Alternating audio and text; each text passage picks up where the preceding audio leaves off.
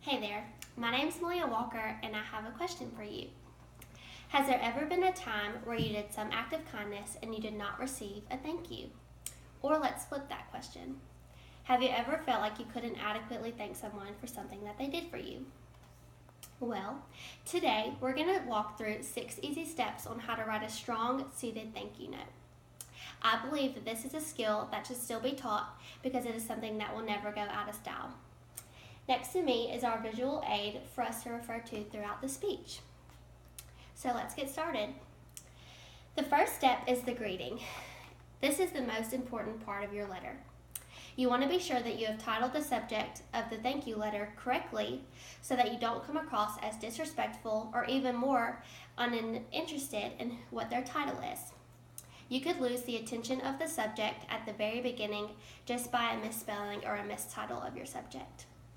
So, for example, here I have in step 1, it says, Dear Miss Smith.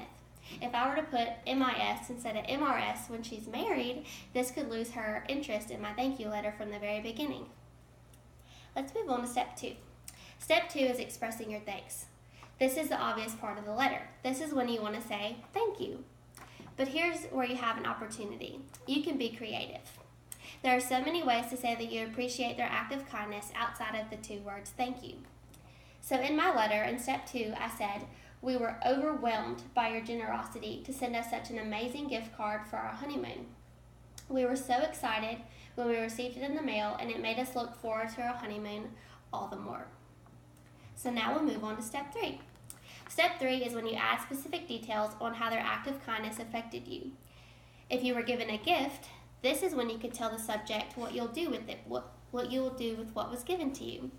For example, I got married last November, and so I had to write over 300 thank you notes. So this is a skill that is pretty easy for me. But this is when you really get to show them what you're going to do with your gift. So I got to tell people what I did with their gift cards, or if I hung the platter that they gave me in my living room. So we'll look at step 3 on the example. I said, when we got to Costa Rica, it was such a blessing to be able to have some spending money instead of having to worry with the budget for the week. We just kept reminding each other how thankful we were for this financial blessing that you provided. Now we'll move on to step 4.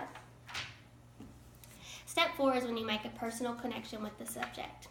You can mention how you were looking forward to the next time you'll see them, or you could just mention that you were thinking about them. This is easy for people with a personality type like mine. I'm a people person and I like to talk. So this is when I tell them that I'm looking forward to them to the next holiday season, or that I thought about them when I saw this. So in step 4, I said, we cannot wait to see you in a few months for the annual holiday feast. We always look forward to catching up over a delicious meal with you and your family. I believe that this is one of the most important steps as well, because a lot of times people like flattery, and it flatters someone when you say, I've been thinking about you, or I can't wait to see you. It really grabs their attention. In the next step, this is the easiest one. This is just simply where you're reminding them why you wrote this letter. So you're restating your gratefulness for the act of kindness that they provided for you. So in step 5, I said, again, we just wanted to thank you for your generosity in sending us a gift card. This was an act of kindness that we will truly never forget. The last step is step 6.